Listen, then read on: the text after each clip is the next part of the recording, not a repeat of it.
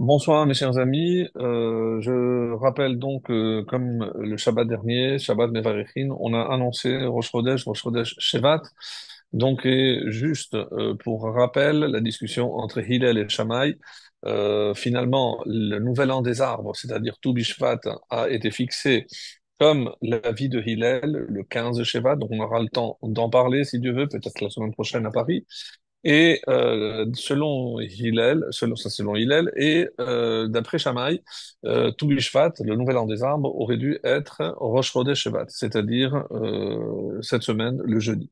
Donc simplement pour rappeler que on rentre dans un mois particulier, le mois de Shevat, Shevat qui nous fait penser évidemment à l'arbre, la vie dans la nature, et surtout, évidemment, comme vous pouvez l'imaginer, cette sève qui va monter tout au long du mois de Shevat, du mois de Hadar, pour donner les fruits, les bourgeons.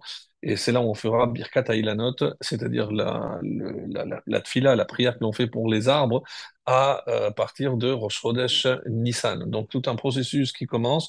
Et sachez par exemple, comme la tradition orale nous le dit, que lorsque Moshe Rabbeinu a réuni l'ensemble du peuple avant de quitter ce monde, le 7 Hadar, donc un mois avant et 7 jours exactement, à Rosh Chodesh Shevat, il a commencé à rappeler tous les événements qui s'étaient déroulés durant les 40 ans de traversée du désert.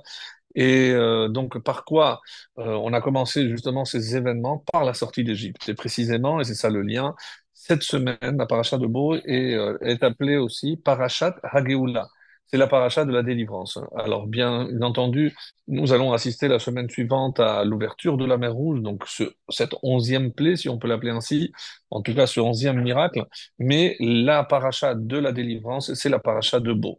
La paracha de Bo, alors, on va essayer d'apporter quelques éléments en rappelant d'autres que nous avons vus les années précédentes, mais importants aussi pour comprendre l'ensemble du contexte. Et encore une fois, comme on le dit souvent, et même si on se répète, si on tient à tirer des enseignements des événements du passé, c'est pour notre présent et surtout pour notre futur, comment mieux servir Hachem. Évidemment que avec la paracha de Bo et la sortie d'Égypte, ça nous plonge entièrement dans la fête de Pessah, la sortie d'Égypte, bien sûr, dont on va aussi parler un petit peu, mais surtout les mitzvot. C'est après le livre de Bereshit qui ne contenait essentiellement que trois mitzvot, à savoir Péro Orbo, l'obligation de croître et multiplier. Ce qu'on appelle communément, c'est la mitzvah de la procréation, et c'est en vue de la procréation qu'on a l'obligation de se marier, essentiellement, donc pour accomplir donc ce premier commandement pour l'humanité tout entière, pas que pour le peuple juif. Ensuite, il y a eu la Brit Mila avec Abraham et mal traduit, mais le nerf sciatique, le guide Han-Naché avec Yaakov après la lutte avec l'ange. Donc, tout le livre de Bereshit, finalement, ne contient que trois mitzvot. Oui, c'est très peu, mais c'est le seul contenu puisque l'essentiel du message de Bereshit, comme on l'avait déjà souligné à maintes occasions, n'est pas les mitzvot, mais les origines, Reshit Chochma Yidat Hashem, la crainte de Dieu, savoir que il y a le Derech Eretz, donc s'inspirer de l'exemple des Avot dans leur droiture et dans leur honnêteté à l'égard donc d'autrui, et ça c'est essentiel si on veut vraiment pouvoir être un réceptacle apte à recevoir le message divin qu'est la Torah. Et comme nous l'enseignent souvent d'autres maîtres, le mot Torah, qui vient de Hora'a enseignement. C'est pour cela que après une brève introduction avec la paracha de Shemot et de Va'era, là on rentre vraiment dans le monde des mitzvot. Dans cette paracha, donc, il n'y a pas moins de 20 mitzvot, 9 positives et 11 négatives, qui tournent quasiment toutes autour, donc toutes ces mitzvot tournent autour du Korban Pessah, l'obligation de manger la matzah, l'interdiction de consommer et de posséder le chametz, et la fin de la paracha, Kadesh Likol Bechor, se termine avec cette belle mitzvah qu'est Tefillin. Et d'ailleurs, c'est pour cela que tous les matins, après la mise des téfilines, on commence la tfila par ce texte-là. Certains le disent à la fin de Rodou pour être sûr que tout le monde le lit. Kadesh Likol Bechor, donc la sanctification de tout premier-né. qui se terminent, donc ces deux paragraphes, et les deux paragraphes se terminent par l'obligation de mettre les tefilines, comme nous le voyons ici dans le texte, consacre-moi à tout premier-né. Et première allusion, Ve'aya lecha leot al yadecha ul zikaron ben enecha. Donc, car tu observeras ce décret en son temps. Donc, le verset 9 qui dit, et ce sera pour toi un signe sur ton bras et un rappel entre tes yeux, afin que la Torah d'Hachem soit dans ta bouche. Donc, un souvenir de tous les miracles que nous avons vécus à la sortie d'Égypte et de notre attachement à Hachem. Et la fin de la paracha, encore cette mention est faite, Vayaleot al yadecha ul totafot ben enecha, et ce sera un signe sur ton bras et un ornement entre tes yeux, car Hashem mi Misraïm, car c'est d'une main puissante que Hashem nous a fait sortir d'Égypte. Donc, le souvenir, la commémoration n'est pas juste un exercice de mémoire, non, ça doit se concrétiser par un acte, par une action, et cette action s'appelle essentiellement ici les tefilines, puisque malheureusement nous n'avons plus le Beth Amikdash, n'ayant pas le temple, ne pouvons pas célébrer et offrir le Korban Pessah comme c'était l'obligation à chaque fête de Pessah. Donc aujourd'hui, par contre, cette mitzvah qui a lieu tous les jours, à l'exception de Shabbat et les jours de fête, donc c'est un rappel constant, non seulement de la sortie d'Égypte, de notre origine, mais aussi de l'attachement et de tous les miracles que Dieu a mis en œuvre pour que nous soyons aujourd'hui un peuple libre. Alors ça, c'est, on va dire, un petit peu l'introduction. Et il est vrai que il y a une notion qui entoure toutes les mitzvot qui touchent Pessah, et c'est assez étonnant. Alors, pour certains, c'est marqué dans les Haggadot, juste avant de commencer Halach Ma'ania.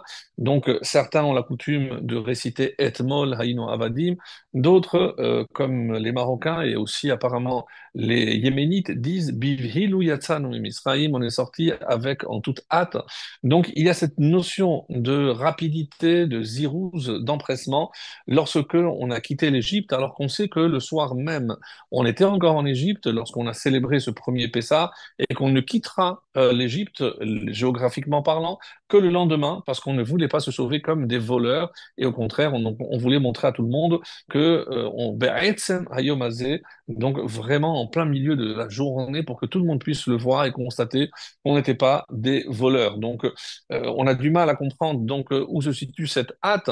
Et comme on l'avait fait à plusieurs occasions pour expliquer certaines notions que nous trouvons dans la Haggadah et tout autour de la fête de Pessah, donc l'empressement, c'est parce que nous étions déjà plongés dans le 49e niveau d'impureté. D'ailleurs, certains commentateurs disent de manière très étonnante que pourquoi Hachem n'a pas voulu envoyer, certainement pas Moshe, mais peut-être des Malachim, parce que l'impureté était telle que Hachem craignait que même des Malachim ne se laissent imprégner, on va dire, de cette impureté. Seul Hachem pouvait empêcher de sombrer le peuple dans ce 50e niveau. Et donc, c'est pour ça qu'il y a cette notion de hâte, non pas pour sortir géographiquement ou physiquement, mais de nous détacher le plus rapidement possible de l'influence de l'Égypte. Donc, l'Égypte qui est comparée, mes chers amis, au Homer, donc au Homer, donc de la matière. Et c'est pour ça qu'on dit Bessar Hamorim Mitzrayim, on dit que les Égyptiens étaient considérés comme des ânes. Pas des ânes dans le sens des animaux ou des bêtes stupides, mais parce qu'ils étaient ancrés véritablement dans la matière d'une manière extrêmement puissante, comme on va le démontrer. Et c'est pour cela qu'il a fallu, pour le peuple d'Israël et aussi pour les Égyptiens, ces 10 étapes pour s'extraire de la matière, l'influence de la matière. Et c'est ça la sortie d'Égypte, c'est la sortie de la matérialité. Alors, on a souvent dit que Metzarim, c'est aussi les étroitesses, c'est la façon de voir le monde d'une manière aussi étroite. Mi Kotserua, ou Avodakasha, Kotserua, c'est un esprit un petit peu étroit, donc on ne veut pas, on a du mal à admettre l'intervention divine dans le monde, et on a parlé longuement la semaine dernière par rapport aux trois différentes catégories de croyances que l'on trouvait en Égypte. Et c'est pour cela que ceux qui pensaient que Hachem n'était pas du tout mêlé dans l'histoire de ce monde, eh ben, se trompaient vraiment lourdement. Et c'est pour cela qu'il y a eu ces trois parties, trois catégories de plaies qui visaient chacune de ces trois catégories de gens quant à la croyance. Pas du tout que Dieu existe, que Hachem ne se mêle pas de ce qui se passe ici, et même s'il se mêlait, il n'a pas la possibilité de changer. Donc tout le monde a eu pour son compte un, tout le monde en a eu pour son compte, et c'est pour cela qu'il a fallu donc toutes ces différentes plaies. Alors, par rapport donc maintenant à cet empressement, et pour présenter un petit peu comment on va aborder quelques sujets ce soir, donc ça c'est le premier. Donc, qu'est-ce que représente cet empressement autour de toutes les mitzvot qui sont liées à la sortie d'Égypte, comme on l'a dit, le Corban Pessah, la façon aussi même de cuisiner. Donc, il était interdit de cuisiner le Corban Pessah, il fallait le manger grillé. Il y a aussi une limite dans le temps jusqu'à Chatzot. Donc, on voit qu'il y a ici beaucoup de restrictions et de conditions dans la consommation donc de Corban Pessah, l'interdiction aussi de consommer le Hametz et l'obligation de manger la matzah. Alors ça c'est par rapport donc aux commandements qui sont liés que l'on trouve donc dans cette paracha. Dans cette paracha aussi, on va dire, on va établir une sorte de conclusion, et ce fut au bout donc de 30 ans et 400 ans, 430 ans, que les Tzivot, les armées d'Hachem, sont sorties. Et là, évidemment, c'est un chiffre qui nous perturbe énormément, parce que, mais que signifie ces 430 ans? Puisqu'on n'a jamais, il n'a jamais été question qu'on était asservi 430 ans. Même ceux qui disent 210, il n'y a pas eu 210 d'esclavage. Donc, si on demande combien de temps on est resté en Égypte, vous obtiendrez toutes sortes de réponses. Et apparemment, elles sont toutes vraies parce qu'elles sont toutes écrites dans la Torah. On passe par 430. À Abraham, Hachem avait envoyé comme message 400 ans. Ensuite, on parle de 210 ans. Et lorsqu'il est question de parler de travaux forcés, donc véritablement, lorsqu'on parle d'esclavage dur et forcé, que 86 ans. Pourquoi? C'est l'allusion à Myriam. Myriam qui est sortie à l'âge de 86 ans. Et pourquoi, en arrivant en Égypte, elle a été appelée Myriam? Parce que à sa naissance, pardon, je parlais de sa mère qui était née en arrivant en Égypte, de Rébel, mais Myriam, elle, lorsqu'elle est née en Égypte, c'est au moment où les décrets commençaient à se durcir, et c'est pour ça que Myriam vient de Merirut, Vaimariru et Trayem, ils ont rendu leur vie amère. Et la racine du mot Myriam, hein, c'est justement l'amertume. Donc on a la preuve ici que il y a eu 86 ans de travaux forcés. Donc, où sont passés les 430? Donc, pourquoi on parle de 400? Pourquoi certains parlent de 210? Et finalement, pour nous retrouver à 86. Donc, lorsqu'il s'agit de ce que Hachem prévoit pour le peuple juif, lorsque Hachem a prévu donc cette souffrance, cet esclavage, la question que vont poser beaucoup de commentateurs, donc on a vu à aucun moment, lorsque Hachem promet à Abraham que sa descendance sera esclave, pourquoi? Pourquoi il a fallu que les descendants d'Abraham soient esclaves? Alors, beaucoup se posent cette question. Il y a de nombreuses réponses. Euh, on ne peut pas évidemment toutes les voir, surtout que je ne voulais pas m'arrêter sur cela. Donc, par exemple, de la vie de Ramban Nachmanide, donc il dit que Hu Avon Avraham, c'est à cause de la faute de Abraham, en effet, parce que Abraham, quand il a mis en doute et il a dit, Bame Eda ki ilashena, donc il a mis en question, c'est comme ça qu'il rapportait au nom du Ramban, Vahira ba'aretz vayed Avraham Mitzrayma, lorsque il est descendu en Égypte après la famine, Vayasem et Sarah besakanat, donc il a mis Sarah en danger. Donc d'après le Ramban, avant même donc d'avoir mis en cause la justice divine en quelque sorte, le fait d'être descendu et d'avoir mis en danger Sarah, eh ben c'est comme ça qu'on dit, al zarwa galut. Comme toi, tu es descendu en Égypte et tu as mis en danger ta femme, eh ben, ta descendance descendra en Égypte, elle sera aussi en danger. Bemakom mishpat shama haresha a beaucoup de rachamim gambeze lo bacharu qui halo aderaba manu et Abraham Mitzrayma vel Sarah lishne nisyonot. Mais non, parce que si on dit que ça fait partie des nisyonotes, des épreuves d'Abraham, donc je ne peux pas dire qu'il a fait de son initiative et que c'est pour cela que ses descendants vont être punis par l'esclavage en Égypte. C'est impossible, puisque ça fait partie des épreuves auxquelles donc il a été soumis par Hachem lui-même. C'est pour ça qu'on ne retient pas donc cet avis. D'autres disent non, les Yaminoubo. Pourquoi? Parce qu'il fallait que il soit Anochi Hashem Elokecha Asher Hotzeticha Meretz Mitzrayim, comme il va se présenter Hashem au Sinaï. Donc, et comme ça, il dit, les mains s'appellent Beozne Bincha Ben Mincha et Taché, pour que tu puisses raconter à tous tes descendants ce que moi j'ai fait en Égypte pour te faire sortir, te choisir comme peuple et puis te donner la Torah. Et donc, ça, qu'il est mani ou makot ayetzia, igdim galutam bachomer ou bilvenim, et c'est pour ça qu'Hachem, il les a fait descendre 210 ans pour qu'ils puissent être à même de raconter tous ces miracles liés à la sortie à leurs descendants. Et Uma hirvichu ador arishon ve'asheni, sheuchal bahem ashi'abud umetu shama. Oui, d'accord, mais finalement, il y a quand même beaucoup qui sont morts à cause des travaux forcés, parce qu'au bout de 210 ans, c'est certain que certains sont morts, Kede sheilu d'ador hashelishi shiatsu, pour que au moins la troisième génération, celle qui va, elle, sortir d'Égypte, puisse raconter tout ce qu'elle a vécu et tous les miracles liés à la sortie. Vetov tov aya ki ador arishon yir'u et maaseh Hashem ki norahu ledat et Hashem vayu min nachamim al tzaratam betolet yetziatam ad kan devarav. Donc tout ceci par rapport donc à certaines réponses.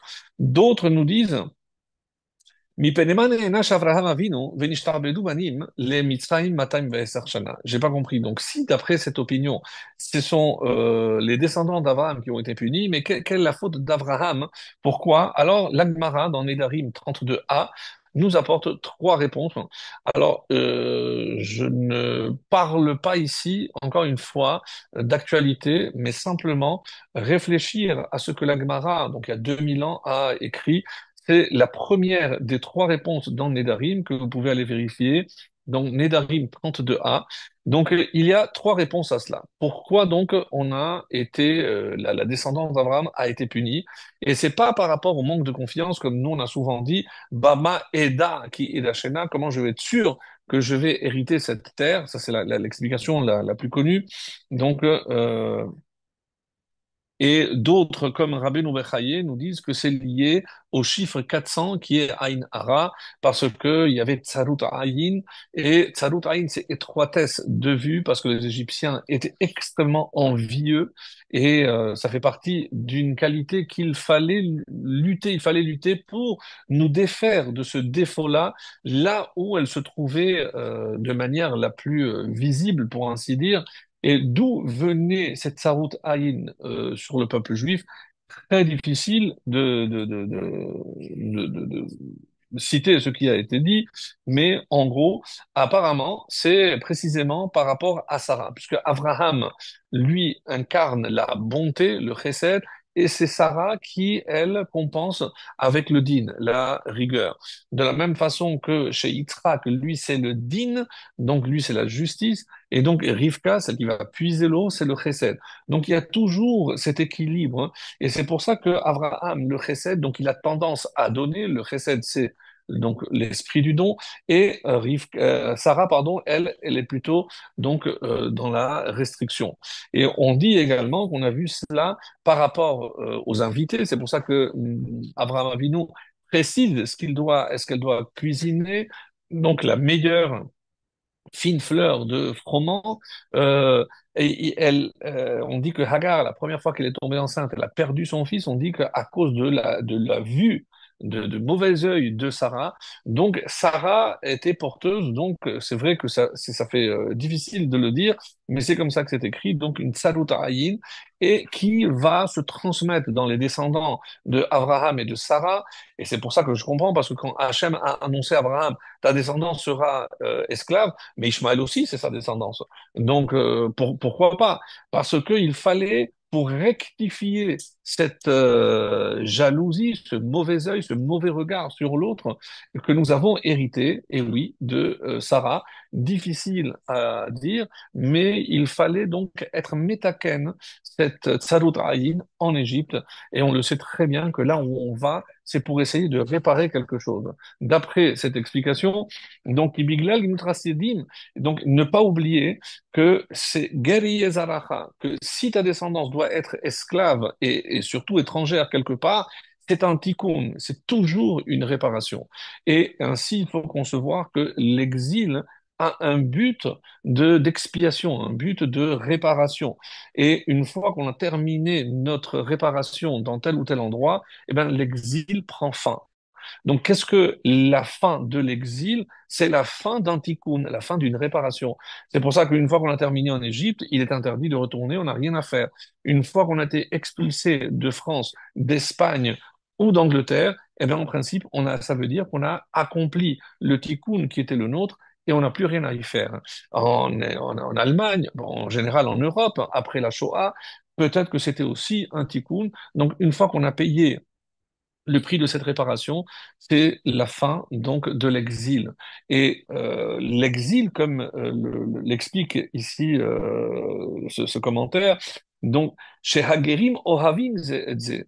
Pourquoi? Parce que quand on est étranger ailleurs, donc c'est sûr qu'on se sent plus liés les uns aux autres que lorsque, et c'est pour ça que certains disent, mais comment c'est possible en Israël qu'il y ait une telle haine entre ceux-ci et ceux-là? Baruch Hashem, il faut dire, ici on est tous entre juifs, donc on n'a pas la même vision, et ça c'est la richesse du peuple juif. Mais c'est vrai que lorsqu'on était opprimé chez d'autres nations, en étant toujours la minorité, eh ben on se serrait les coudes. Et c'est ça qui a fait aussi notre solidarité en exil, c'est ce qui nous a permis. Donc Hagerim, comme ça il dit ici, Hagerim Ohavim Ze et Ze. Et après donc ce travail, comme c'est rapporté, c'est au nom du Tana Debe Eliyahu, שאפילו המצווה האחת שהייתה בידם, נוח לפני הקדוש ברוך הוא ביותר מן כמה מצוות. Quelle est cette mitzvah? Eh ben, c'est celle de rester unis. Comme ça, c'est rapporté au nom du Tana Debe Eliyahu. Et c'est-à-dire, Sheyasu Gemilut Chasadim Ze Im Ze. C'est que ce que Hachem aspire parmi tout, c'est voir donc comment les uns avec les autres on est capable de dispenser le bien.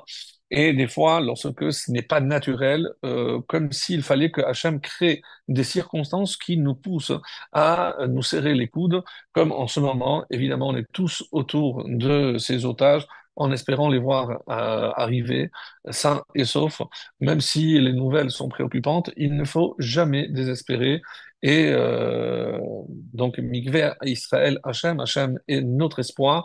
Donc, c'est que Hachem fasse que tous les otages qui restent en vie ben, retrouvent leur foyer vraiment, vraiment au plus vite et que ça puisse créer déjà cette solidarité entre nous, cette Gmilut Rasadim, où même sans connaître les otages, on est tellement préoccupé, on est tellement véritablement angoissé et on prie, on se serre vraiment les uns les coudes avec les autres pour pouvoir prier et faire en sorte qu'Hachem nous les ramène sains et saufs. Zéou Shekatav Arama, Shenahagu, Liten Maot Chitin, Leinyan. Comment commencent les lois de Pessah? Donc, on commence par le fait de, ce qu'on appelle, donc, dans Ilchot Pessah, Kimcha d'Episra. Donc, Maot Chitim, on donnait Kimcha d'Episra, donc la farine, littéralement, c'est de quoi se nourrir. Et ici, le Rambam nous dit, c'est pas la tzedaka. Non, mes amis. C'est que la mitzvah, la première mitzvah de Pessah, c'est penser aux plus démunis. Et ça fait partie des Ilchot Pessah, c'est pas dans Ilchot Tzedaka. Pourquoi? Et il dit parce que Biglal Gemilut Rasadim Yatzanu Misraïm. Et ça, j'ai trouvé que c'était formidable. C'est-à-dire, c'est par la bonté et le fait de dispenser la bonté, eh ben, c'est ça qui nous a fait sortir d'Égypte. Donc, comme si quelque part, et on le sait, comme le Chafetz Chaim le dit dans son livre Ahavat Chesed, il est écrit Nachita bechazdecha amzuga alta. Tu as conduit dans ta bonté amzu, ce peuple gaalta, tu as délivré. Alors il dit Nachita bechazdecha, donc tu as conduit avec bonté. Ça c'est Gimnut Chasadim. C'est ce dont nous on doit faire preuve, nous les Juifs les uns envers les autres. Amzu gaalta, et c'est grâce à ça donc tu nous as délivrés. Comme on le cite souvent, qui met Mitzrayim, nir et niflaot. Comme au temps de la sortie d'Égypte, on verra des merveilles, niflaot littéralement, mais mais pourtant, il y a une condition, c'est que nous aussi, on puisse se saisir de cette mida extraordinaire de chesed, ne pas voir ce que je peux prendre de l'autre, mais au contraire, ce que je peux apporter, donner à l'autre. Veyavol etzion goel bimhera, et c'est ça ce qui apportera la Géoula, comme ça a été le cas en Égypte. Donc, en somme, tout ce que je reviens maintenant à ces trois réponses qui sont données dans la Gemara de Nedarim. Même, encore une fois, j'invite à voir tous les détails. La première opinion, mi pene she'asa angaria betalmidei chachamim, parce qu'il a fait des euh, soldats des Talmidei Chachamim, parce qu'il a transformé les Talmidei Chachamim en soldats. Et alors, Sheolchin la Milchama, parce que ceux qui sont censés être des étudiants de Torah, eh ben, eux protègent ceux qui, eux, doivent, oui, aller à la guerre. Et comme c'est marqué, Vayarek et Chanichav, Dehainu Bede Adam Shechinech la Torah, Chanichav, donc ceux qu'il avait élevés dans la Torah, eh ben, il Ve'amelamed ben Chaverotoda. Donc, il les a obligés à aller faire la guerre. Et on dit que c'est à cause de ça que sa descendance sera descendue en Égypte. Mes amis, véritablement, lorsque, bah, je ne sais pas si tout le monde suit les actualités, mais aujourd'hui, donc, le ministre de Chasse a élevé donc presque un ultimatum. Si d'ici maximum 2 mois, 60 jours, il n'y a pas une solution pour dispenser comme c'était le cas jusqu'à présent, les étudiants en Torah de l'armée, eh ben, ils vont démissionner et ce qui, encore une fois, entraînera donc la dissolution du gouvernement et encore une fois des élections. Donc, c'est dommage d'en arriver un petit peu par des ultimatums et des menaces, mais il ne fallait évidemment pas toucher à une loi qui fait partie de l'entité de l'État d'Israël, à savoir comprendre la place que doivent occuper tous ceux qui se consacrent à l'étude de la Torah et en comprenant que ceci, évidemment, protège cela et en espérant que tout Israël le comprenne. Voilà, mes amis, ce qui est écrit dans Nédarim. Allez voir, c'est assez époustouflant. Donc, parce que chez Asa Angaria Betalmidei Chachamim. Parce que ça, c'est la première réponse. Donc, la première réponse par rapport à la question pourquoi les descendants d'Abraham ont été esclaves en Égypte. Donc, assez époustouflant comme réponse. Deuxième réponse, et Shmuel qui la donne, Mi pene sheifriz al midotav shel Akadosh Baruch Hu, c'est parce que il a mis un petit peu euh, euh, en question, il a remis en question le pouvoir d'Hachem en disant que bah, me eda ki irachena, donc il a dit mais comment j'ai la certitude que je vais hériter de ce peuple. Et la troisième, c'est de Rabbi Yochanan, Amar sheifrish bene Adam milikanes tachat kanfei Shechina. Est-ce que c'est difficile à comprendre, c'est pour ça que je vais pas, il faudrait détailler plus que cela. Donc parce qu'il a sélectionné certains qui pouvaient oui se convertir en repoussant les autres. Donc est-ce que c'est par rapport à ce qu'il a fait rentrer ou c'est par rapport à ce il n'a pas accepté? Donc il y a une explication, c'est un peu plus long. L'explication là-bas dans Nedarim, qui est celle du RAN, Rabbeinu Nissim. Donc, pour ceux qui veulent plus de détails, en tout cas, voilà ce qui est rapporté par rapport à la raison de l'esclavage en Égypte. Donc, on va encore en parler, si vous voulez bien. Donc, par rapport donc justement à la date. Donc j'aimerais revenir donc sur les dates et pour conclure, j'espère que le temps nous le permettra. En conclusion, je reviendrai sur un verset assez étonnant, mais qui est pour, je pense, crucial. Crucial parce que l'attitude de Pharaon peut se comprendre plus facilement que celle de Moshe. Je m'explique. Donc, lorsque, au début de la paracha, donc il est question qu'on aille pour servir Dieu dans le désert, donc le pharaon, légitimement, il s'interroge en disant, mais qui va aller servir Dieu? Alors, la réponse de Moshe le prend de court, parce qu'il ne comprend pas. Mais je dis, parce que quelle est la réponse de Moshe? Vayomer Moshe, parce il est d'accord. Vayushav et Moshe Aaron el Paro, Vayomer alem, lechu ibdut Hashem. Donc, vous voulez servir Dieu, c'est normal, vous faites partie de la tribu de Lévi, vous n'avez jamais été asservi, vous devez servir votre Dieu, allez-y, il n'y a pas de problème. Et il dit, mi va mi haolchim. Mais qui sont ceux qui iront? Alors Moshe répond. Bin arenu ou biskenenu, avec nos jeunes et avec nos vieillards. Pourquoi il insiste? Parce qu'il a compris dans la question de Pharaon que si il fallait servir Dieu, eh ben ça concerne les adultes, non plus les vieillards. Donc ils sont là déjà parce qu'ils ne sont pas là pour servir Dieu, mais pour peut-être profiter des derniers jours de tout ce qu'ils ont travaillé. Les jeunes, ils sont pas encore concernés par la question religieuse, on va dire. Et comme il a pressenti Moshe dans la question de Pharaon, il donne une réponse vraiment très très axée sur le point exactement là où il voulait insister. Lequel? Bin arenu, avec nos jeunes et avec nos vieillards, nous irons. Nous irons, tu n'as pas compris? Aneler bevanenu ou bivnotenu. Et quand je parle des jeunes, je parle de nos fils, mais aussi avec nos filles. Betonenu ou vivkarenu, avec notre menu bétail et avec notre gros bétail. Pourquoi? Qui crag l'Hachem lanou. Parce que lorsque nous, on célèbre une fête, on célèbre avec tout le monde. Et il n'y a pas une fête pour une partie ou une minorité de la population.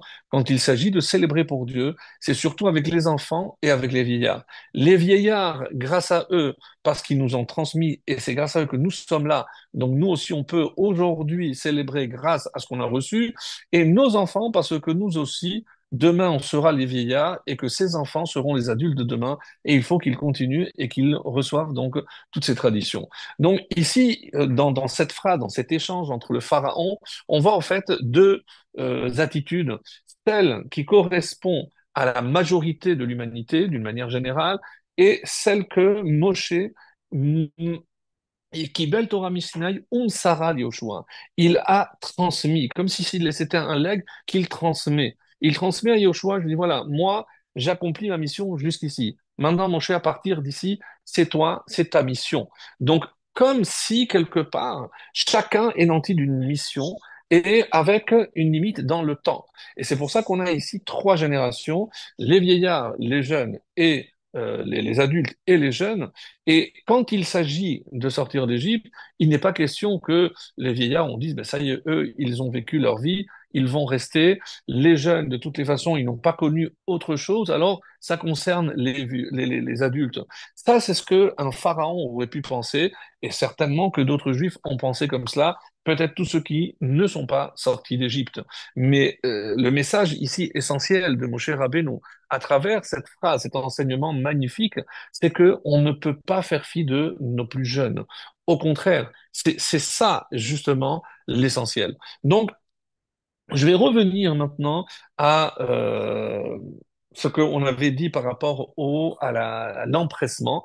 Donc, dans le programme qui nous reste, donc par rapport à cet empressement dans tout ce qui touche la sortie d'Égypte, ensuite essayer d'éclaircir qu'est-ce que c'est que ces différents chiffres 430, 400 ou, 200, ou 210, donc à quoi ça correspond. Et enfin, j'aimerais terminer en revenant donc avec deux ou trois histoires très belle par rapport donc à l'importance de transmettre à nos enfants. Alors, on a dit qu'il y a dans cette paracha 20 mitzvot, 9 positifs et 11 négatifs. Donc, entre autres, on a parlé du Korban Pessah, comment le faire. Alors, pourquoi il fallait, c'est le Sefer Hachinour qui répertorie toutes les mitzvot, qui nous précise pourquoi il fallait le griller en quoi ça pouvait changer. Alors, on connaît la réponse parce qu'il fallait que l'odeur se répande et que les Égyptiens se disent, mais qu'est-ce qu'ils sont en train de faire? Parce que, encore une fois, cette notion ne se cache pas pour sortir d'Égypte. On n'est pas comme des voleurs. Donc, on a voulu montrer.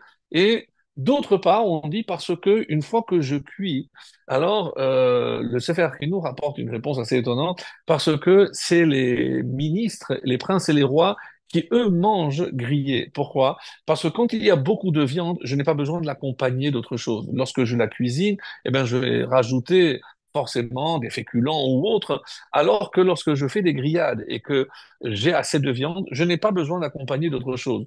Donc ça aussi, c'est une réponse parce que maintenant, on est comme des rois, Mamlechet Kohanim Begoy Kadosh, donc on est un royaume de de Mamlechet Kohanim, un royaume de prêtres.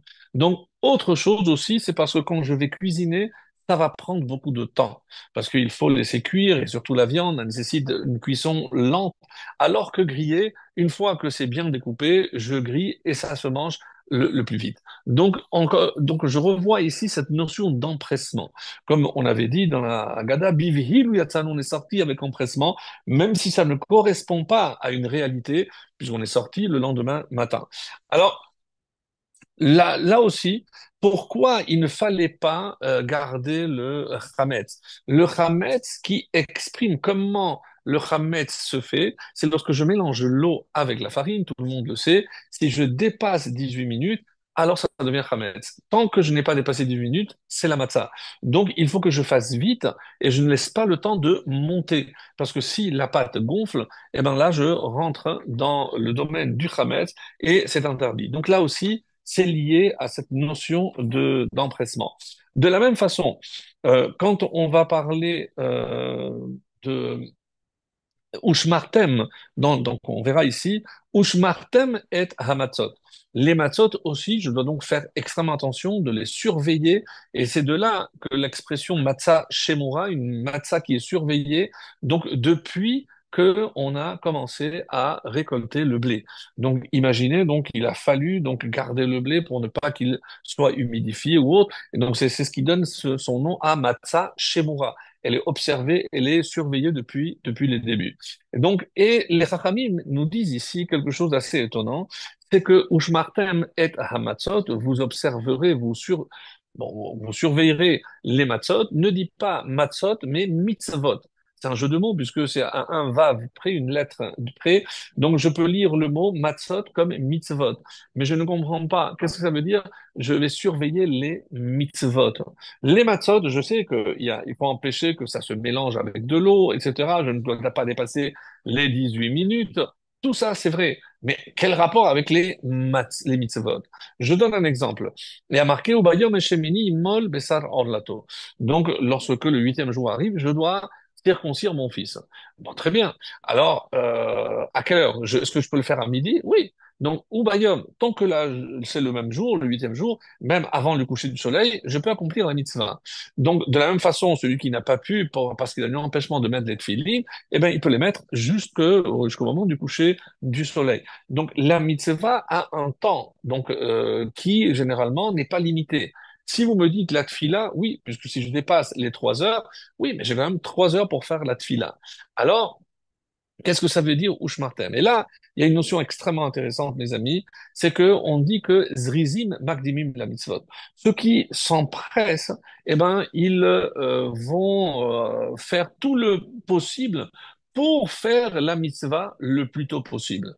Et c'est pour ça qu'il y en a même qui font la tfila honnête pour que dès que la possibilité s'offre, ils puissent faire la mila.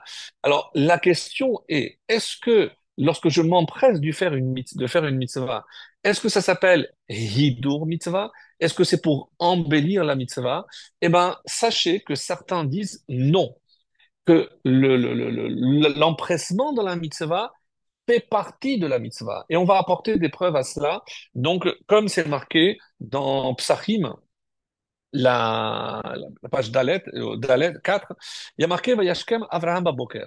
Donc Avraham s'est levé très tôt, rappelez-vous, c'était pour sceller son âne, pour aller faire la Hakeda. Et Zrizim Makdimim, c'est de là où on apprend que ceux qui sont zélés, eh ben, ils s'empressent pour faire la mitzvah. Ou Bayom et Shemini, alors qu'on voit que pour toutes les autres mitzvot, ben, même si on a le temps, donc c'est vrai que ben, le symbole de l'empressement dans l'accomplissement des mitzvot va devenir Abraham. Et comme on l'apprend de cette Gemara, eh ben, ils vont apporter des preuves parce que le premier qui court toujours, rappelez-vous, lorsqu'il a reçu les 3 anges, Vayarot Likatam, il a couru vers eux. Après Vayarot, il a couru aussi, Abakar Ratsavram, il a couru. Quand il parle à sa femme, Mahari fait vite. Donc tout est avec empressement. Donc on a l'impression eh bien, qu'Abraham, malgré la douleur de la Mila, même lorsqu'il a couru vers cette brebis qui s'est égarée, rappelez-vous ce qui est dit, qu'il a perdu le pansement, il a commencé à saigner, il a dû se pencher pour refaire hâtivement un pansement pour aller courir derrière son bétail, donc quelque chose d'assez incroyable. Donc, il deviendra le symbole de l'empressement dans l'accomplissement des mitzvot. Il y a un Rav qui s'appelle le Rav Katz qui pose une question. Lorsque Hachem dit prends ton fils et va l'élever en holocauste. Donc, il y a marqué ici, Vayashkem Avram Baboker. Il s'est levé le matin, très tôt. Alors, lui, il pose une question, pourquoi il n'a pas fait le soir même?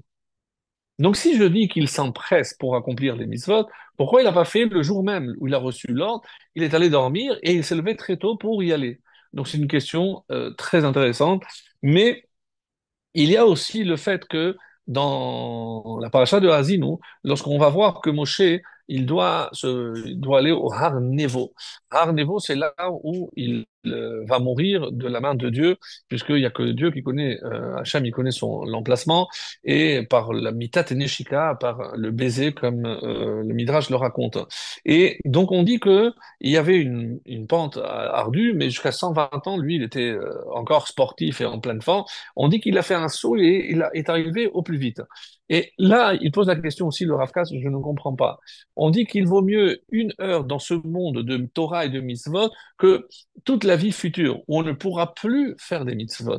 Donc, comment il se hâte pour mourir en sachant qu'il sera privé de faire des mitzvot? Donc, la question est extrêmement pertinente. Alors, d'ailleurs, il est dit que quand il a su que Yahushua, il a dit, je ne peux pas te laisser en vie parce que c'est l'heure de Yahushua. Je dis, oui, alors laisse Yahushua, mais laisse-moi, moi, entrer en Israël comme un oiseau, comme un cheval. Alors, les Rachamim s'arrêtent sur ces deux exemples. Je dis, mais pourquoi comme un oiseau ou un cheval? Alors que tu ne peux plus faire des mitzvot. À quoi ça sert de rester en vie dans ce monde si c'est pas pour faire des mitzvot? Ben, pour rester comme un oiseau. Ah bon, c'est beau, il va rester d'en haut, ben, un cheval, il peut peut-être servir à d'autres, mais on ne comprend pas très bien la demande de Moshe. Alors, et le Rav Shach lui pose la question, mais est-ce qu'on a est-ce qu'on sait très bien qu'il est interdit de hâter la mort? Donc, comment se fait-il qu'il a sauté comme s'il voulait mourir plus tôt, en sachant que de toute façon, c'est Hacham qui décide de ce moment-là. Dans la paracha du Séné, on voit aussi que quand il s'était agi de sauver son peuple, eh ben là, Moshe ne s'est pas du tout empressé.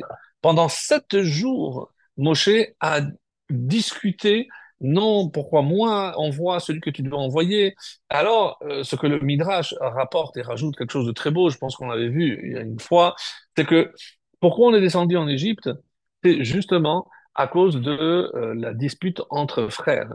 Parce que si la Yérida, c'est à cause de la vexation, parce que des frères ont vexé un autre.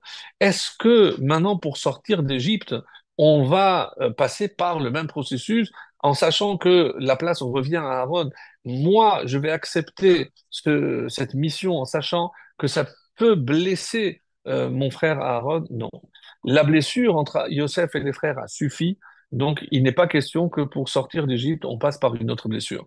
Donc exceptionnel. Et d'ailleurs, donc comprend mal comment il a tardé pour la Mila. On dit que Hachem il a envoyé un ange qui a failli le tuer dans la paracha de Shemot. Donc c'est parce que au contraire, il s'est dit si je fais la Mila pendant 3 jours, je ne peux pas. Oui.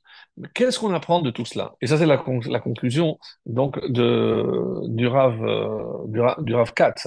On dit que quand il s'agit de servir Dieu, il faut comprendre quelque chose et on va l'expliquer par rapport à une explication de Rab Chaim Vital, l'élève du Harizal, très très belle.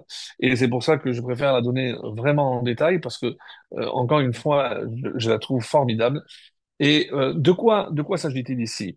Donc, on sait très bien que lorsqu'il s'agit d'accomplir la volonté d'Hachem, eh ben, il y a des forces qui vont s'opposer et s'opposer de manière à nous empêcher de pouvoir accomplir cette mitzvah. Donc, quand il s'agit de nous empresser de faire une mitzvah, c'est pas simplement pour montrer qu'en Hachem, on est prêt à te servir et on s'empresse pour accomplir ta volonté. Non, c'est parce qu'il ne faut pas tomber dans le laps de temps. Et c'est pour ça que lorsqu'une mitzvah se présente à toi, disent nos maîtres, al tachmitzena, littéralement, ne la laisse pas passer, mais ne la laisse pas gonfler. Allusion au Hametz. Comme on a dit, et vous observerez les matzot, vous observerez les mitzvot. De la même façon que je n'ai pas le droit de laisser plus que 18 minutes parce qu'après je passe dans le chametz, eh ben, une mitzvah qui se présente, si je laisse passer le temps, eh ben, elle devient chametz. Qu'est-ce que ça veut dire qu'elle devient chametz? Elle n'a plus la même valeur. Peut-être pas interdit, il vaut mieux la faire, mais on sait que pour quelqu'un pour qui la tfila est importante, eh ben, il va pas arriver tout le temps en retard et après essayer de courir en sachant qu'il va être pressé et qu'il faudra qu'il court et pour arriver et pour se sauver parce qu'il n'arrivera pas à la fin de la tfila. Mais pour quelqu'un, si la tfila est importante, eh ben, il sait qu'il a besoin de mettre les tfilines avant, donc il sera là avant peut-être même le début pour montrer, et c'est pas parce que celui qui prie de manière plus décontracte, eh ben, c'est pas important, la tfila n'est pas importante pour lui. Non, on n'est pas en train de dire ça. Mais toute l'importance que je donne à quelque chose, c'est l'attitude que je vais avoir à l'égard justement de cette mitzvah, de cette action que je veux accomplir. Et c'est pour ça que le roi David nous dit d'une manière, Derer mitzvotecha, donc le chemin de tes mitzvot, arutza. Arutza, c'est quoi? Je vais courir. Donc là, la notion, et d'autres achamim m'expliquent pourquoi il y a toujours cette ritza, roots comme Abraham. Parce que c'est la même racine que rotse. Quand je veux quelque chose, je cours vers ça, quelque chose. Donc c'est justement euh, cet engouement que j'ai vers telle ou telle action qui démontre mon attachement à la mitzvah elle-même, mais aussi à celui qui me l'a ordonné.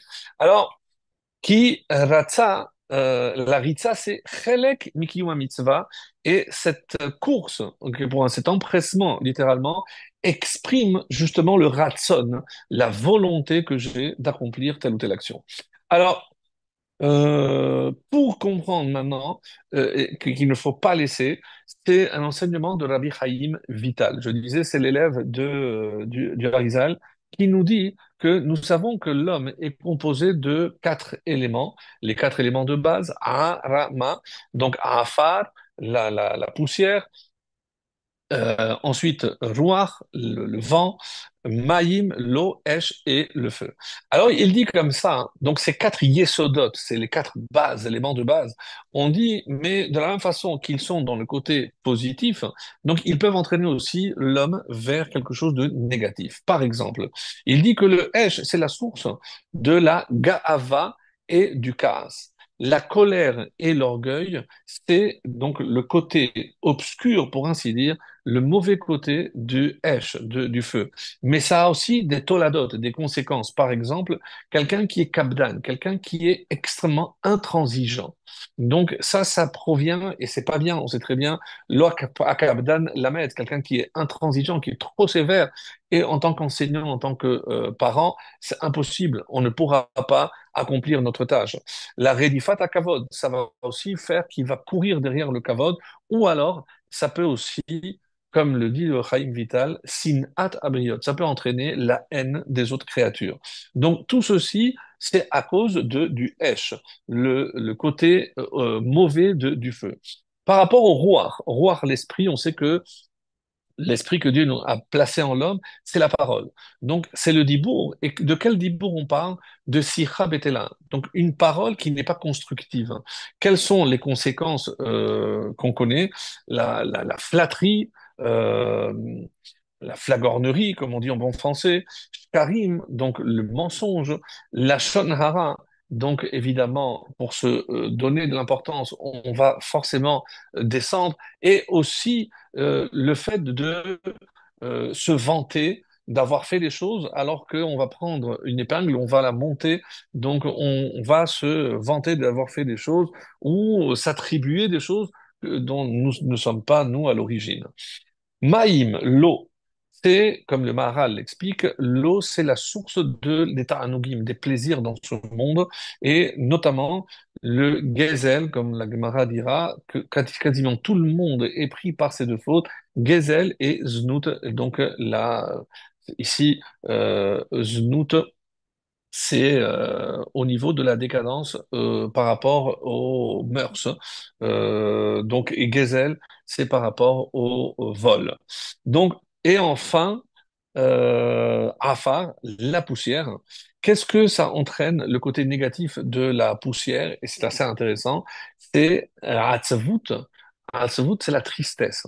Incroyable, comme dit Raïbrim Vital. Donc, la tristesse. Pourquoi? Parce que la tristesse, donc, affaiblit l'homme et l'empêche d'avoir cette flamme.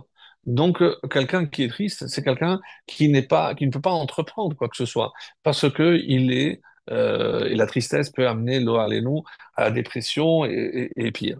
Et aussi, donc, qu'est-ce qu'est la conséquence de la hatzlut? La hatzlut, c'est la paresse.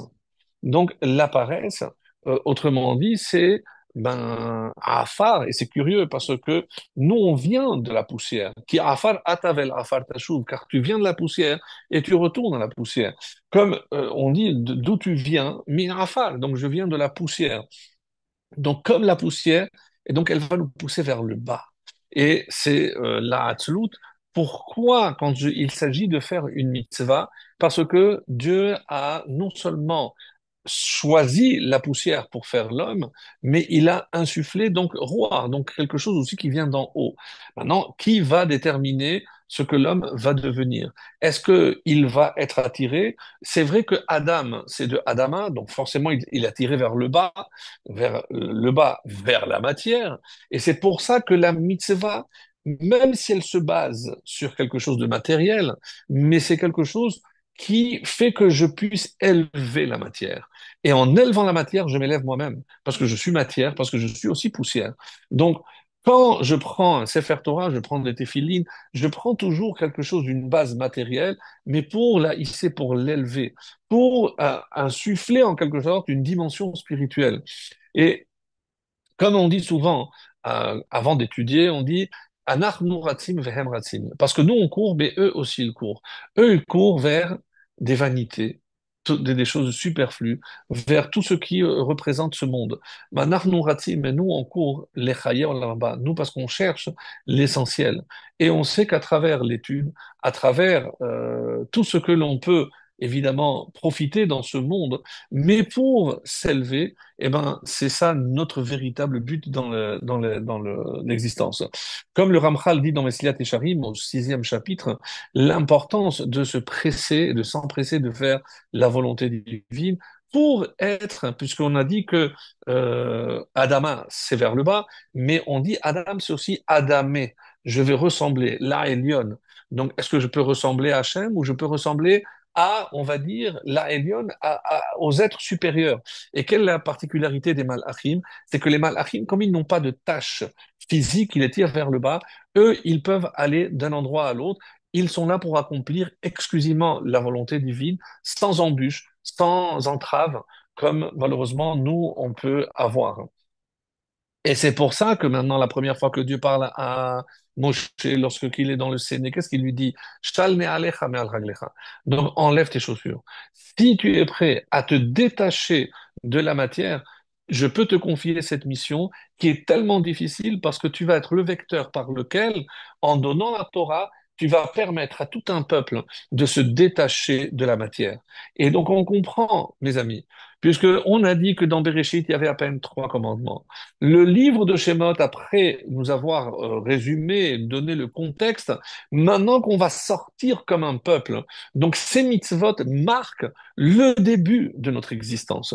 Comme Rashi ne manque pas de le dire dans le premier commentaire de Bereshit, la Torah aurait dû commencer par Achod Eshazé, texte qui se trouve dans notre paracha que nous lirons ce Shabbat dans Bo. C'est ce mois-ci. Parce que si tu détiens le temps entre tes mains, c'est toi qui détermines.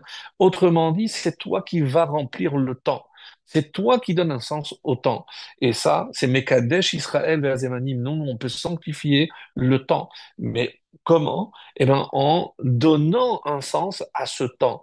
Et c'est pour ça que quand on parle de Moshe, et on dit que comment il voulait s'empresser. Parce que si Hachem lui a dit monte, ça devient une mitzvah. Et donc, et comme c'est vrai qu'il faut rester dans ce monde pour accomplir des mitzvot, mais si c'est Dieu qui lui dit monte sur cette montagne, alors évidemment il va faire le maximum parce qu'il s'agit d'une mitzvah et qu'il s'empresse pour la faire.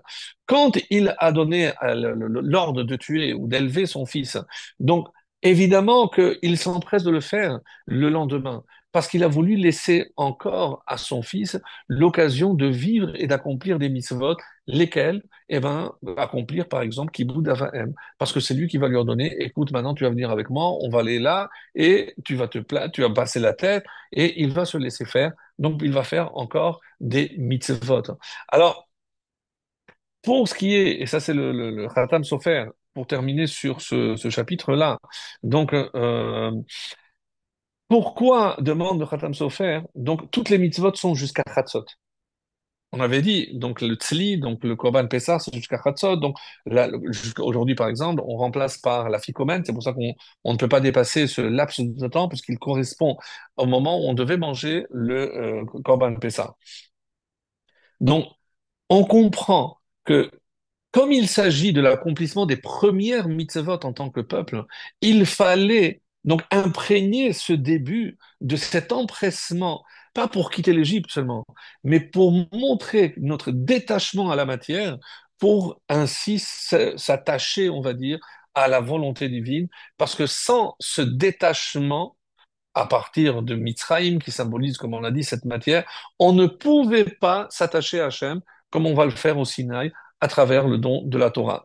Donc le Khatam Sofer nous dit que dans Brachot, dans la Gemara de Brachot, là-bas, on nous dit qu'il y a trois mishmarot, il y a trois gardes. Donc dans le temple, donc des équipes de Kohanim qui se tournaient. Donc trois gardes dans la nuit. La première, c'est Chamor Noer.